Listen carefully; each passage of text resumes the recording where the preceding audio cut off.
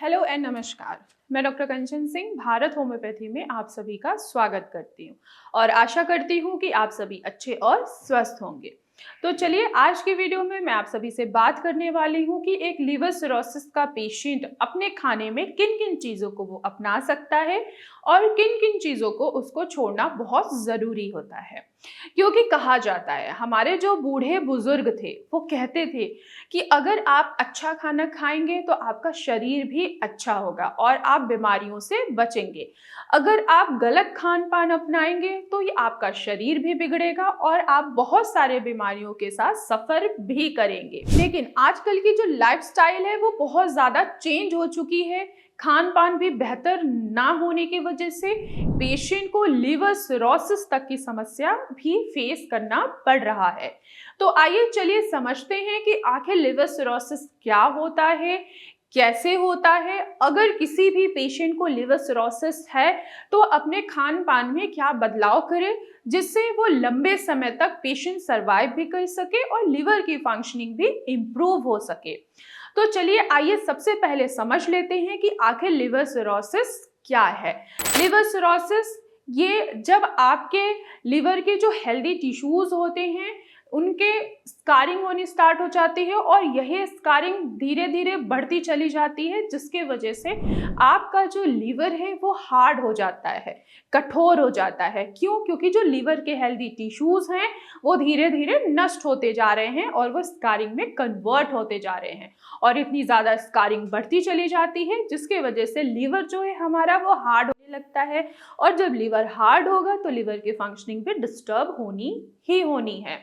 अब आइए समझते हैं कि आखिर इसका मेन कॉज क्या है, क्यों लिवर सिरोसिस तक पेशेंट पहुंच जाते हैं। पहला जो मेन रीजन होता है वो होता है अल्कोहलिक लिवर डिजीज, यानी कि आप लंबे समय से अल्कोहल ले रहे हैं जिसकी वजह से धीरे धीरे आपका लिवर जो है वो डैमेज होता चला गया है। दूसरा है कॉजेज, वो है नॉन अल्कोहलिक लिवर डिजीज। सुनने में ही लग रहा है नॉन अल्कोहलिक, यानी कि आप अल्कोहल नहीं ले रहे थे फिर भी आपका लिवर जो है वो डैमेज हुआ है, वो आपके लाइफस्टाइल की वजह से हुआ है। जब आपकी लाइफस्टाइल अच्छी नहीं होती है, आपका वेट बढ़ता है, फिर उसके बाद बीपी की शिकायत होती है, फिर शुगर की शिकायत होती है, जिसकी वजह से पेशेंट फैटी लिवर में लिवर फाइब्रोसिस देन वह लिवर सिरोसिस की तरफ बढ़ जाता है। इसके अलावा और भी बहुत सारे कॉजेज हैं जैसे कि hepatitis B, hepatitis C, autoimmune hepatitis या ऑटोइम्यून डिसऑर्डर या कुछ जेनेटिक फैक्टर जो कि हमारे लिवर की फंक्शनिंग को धीरे धीरे डिस्टर्ब करते चले जाते हैं। तो अब आइए समझते हैं कि अगर लिवर सिरोसिस है किसी भी पर्सन को तो हम सिम्टम्स को कैसे जान सकते हैं।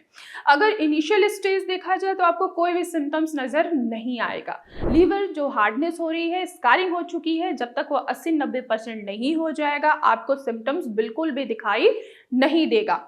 अब सिम्टम्स जो दिखाई देते हैं पेशेंट में वो दिखाई देता है कि आपको जॉन्डिस यानी कि आप पीलिया से सफर कर रहे हैं, आपका जो स्किन का कलर है वो भी चेंज हो गया है यानी कि येलोइश हो गई है, पेशाब जो है वो भी येलो कलर का आ रहा है, वेट जो है वो आपका कम होता जा रहा है, साथ ही साथ बहुत ज्यादा वीक होते जा रहे हैं, भूख बिल्कुल नहीं लग रही है, नोजिया हो रहा है, वॉमिटिंग हो रहा है, यहाँ तक कि वॉमिट में ब्लड भी आ सकता है और स्टूल में भी ब्लड आ सकता है। इसके अलावा और भी अगर मैं सिम्टम्स की बात करूं तो स्किन में खुजली महसूस होना और कंटिन्यूअस वॉमिटिंग होना, तो ये सारे सिम्टम्स नजर आते हैं अगर किसी भी पेशेंट को लिवर सिरोसिस है। और इसके अलावा कंटिन्यू पेट में दर्द रहना, हार्डनेस महसूस करना, लीवर एरिया में भी पेन का रहना और वहां पे पिंचिंग पेन कंटिन्यू बना रहना, तो ये सारे सिम्टम्स होते हैं। तो आइए चलिए जानते हैं कि आखिर लिवर सिरोसिस का पेशेंट अपनी डाइट में क्या क्या वो बदलाव कर सकते हैं जिसकी वजह से उनकी लिवर की फंक्शनिंग इम्प्रूव हो सके। तो सबसे पहले ध्यान देने वाली बात ये होती है कि आपको ऐसा खाना खाना है, ऐसा वेजिटेबल्स लेना है, फ्रूट्स लेने हैं जिनमें एंटीऑक्सीडेंट भरपूर हो और फाइबर और विटामिन सी से भरे हुए वेजिटेबल्स होने चाहिए और स्पेशली फ्रूट्स भी होने चाहिए। जब मैं हमेशा बोलती हूँ, अपने हर वीडियो में बोलती हूँ कि एंटीऑक्सीडेंट वाले फ्रूट्स होने चाहिए, वेजिटेबल्स होने चाहिए, विटामिन सी से भरपूर फ्रूट्स एंड वेजिटेबल्स होने चाहिए। इसका मेरा यही मकसद होता है कि जब आप एंटीऑक्सीडेंट से भरपूर आप कोई भी डाइट अपनाते हैं तो जो भी ऑक्सीडेटिव स्ट्रेस आया हुआ है आपके ऑर्गन्स पे, वो ऑक्सीडेटिव स्ट्रेस क्या होता है, धीरे धीरे कम होता है। विटामिन सी मैं इसलिए बोलती हूँ क्योंकि जो स्वेलिंग आई हुई है, जो इन्फ्लेमेशन आया हुआ है, वो आपका धीरे धीरे कम होता है और लीवर जो है वो डिटॉक्स होता है, जिसकी वजह से लीवर की फंक्शनिंग इंप्रूव होती चली जाती है। तो आइए चलिए जानते हैं कि हम कौन कौन सी सब्जियों का आसानी से सेवन कर सकते हैं। आप लौकी खा सकते हैं, कद्दू खा सकते हैं, तोरई खा सकते हैं। एक तो ये इजीली डाइजेस्ट हो जाता है और हमारे लीवर के फंक्शनिंग को ये इम्प्रूव करता है।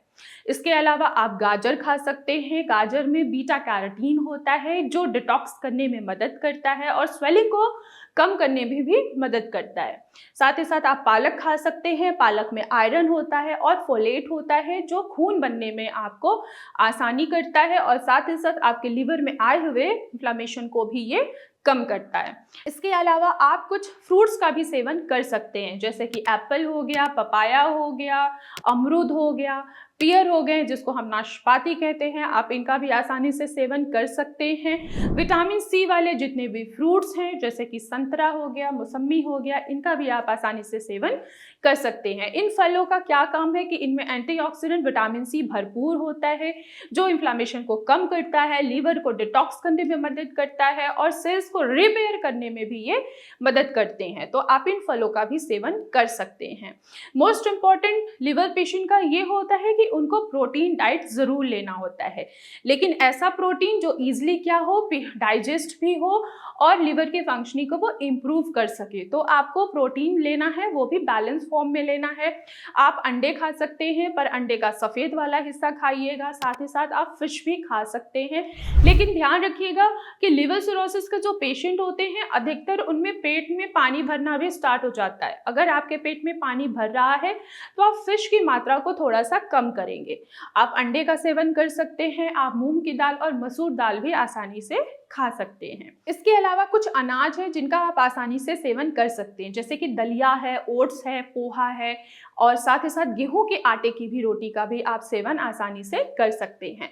जब आप ये सारे डाइट्स फॉलो करते हैं तो आपके लिवर की फंक्शनिंग भी इम्प्रूव होती है और आप लिवर सिरोसिस से जो सफ़र कर रहे थे, यानी कि पेट में पानी भर रहा है, आपको वॉमिटिंग हो रही है, नोजिया हो रहा है, वेट कम हो रहा है, साथ ही साथ तपीलिया से भी आप सफ़र कर रहे हैं, यूरिन के कलर भी जो डार्क येलो आ रहा है, यूरिन में जो आपको जलन हो रही है, ये सारी चीज़ों में आपको चेंजेस नज़र आनी स्टार्ट हो जाती है। अब सवाल यहाँ पे ये आता है कि लिवर सिरोसिस का पेशेंट किन किन चीज़ों को वो दूरी बना ले। तो फर्स्ट ऑफ ऑल आप अल्कोहल से दूरी बना लीजिए, स्मोकिंग करना छोड़ दीजिए। अगर अभी भी आप स्मोकिंग करते हैं तो आपको ज़्यादा मीठे चीज़ों का सेवन नहीं करना है। जो पैकेट वाले ड्रिंक्स आते हैं, पैकेट वाले जो स्वीट्स आते हैं, पेस्ट्रीज हो गया या कोल्ड ड्रिंक्स हो गया, इनका सेवन नहीं करना चाहिए। साथ ही साथ आपको ऐसा खाना नहीं खाना है जिसमें ऑयल की मात्रा बहुत ज़्यादा हो। जैसे कि बहुत सारे ऐसे पेशेंट हैं जिनको ऑयली फूड बहुत ज़्यादा पसंद होता है, जैसे कि फ्राइज चीज़ हो गई, चीज़ हो गया या पनीर हो गया, फैट वाले दूध हो गए, इनका सेवन आपको नहीं करना है। छोले हो गए, भटूरे हो गए, इनका सेवन आपको बिल्कुल भी नहीं करना है। पिज़्ज़ा है, पास्ता है, ये भी आपको नहीं खाना है। इसके लिए मैंने बहुत सारे ऑप्शंस दे रखे हैं इनके जगह, जो आप उनका सेवन करके आसानी से आप अपने लिवर सिरोसिस के सिम्टम्स को रिवर्स कर सकते हैं और लिवर की फंक्शनिंग को इम्प्रूव कर सकते हैं। तो मैं आशा करती हूँ कि आज के वीडियो में आप लोगों को समझ में आया होगा कि एक लिवर सिरोसिस का पेशेंट अपने खाने में किन किन चीज़ों को वो शामिल कर सकता है और किन किन चीज़ों को वो अवॉइड कर सकता है।